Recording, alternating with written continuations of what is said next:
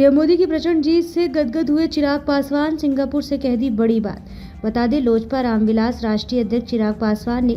Singapore में Bihar international trade organisation के द्वारा आयोजित कार्यक्रम में वहां के चर्चित उद्योगपतियों के साथ बिहार में निवेश और उद्योग को बढ़ावा देने हेतु विचार विमर्श करने पहुंचे हैं। वहीं से बीजेपी की प्रचंड जीत पर चिराग पासवान ने बड़ी बात कह दी।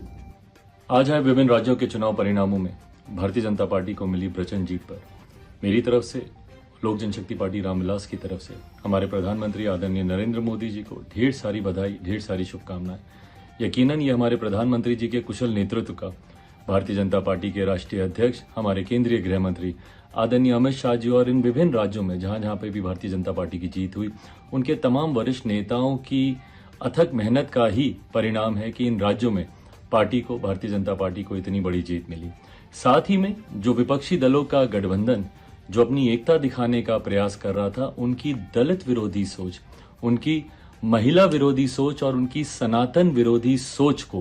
भी कहीं ना कहीं इन राज्यों की जनता ने जवाब देने का काम किया। इन राज्यों के तमाम नेता जो इस बात का सपना देख रहे थे कि सनातन विरोध पे वो खामोश रह जाएंगे, दलित विरोधी बातें जो उनके गठबंधन के तमाम नेता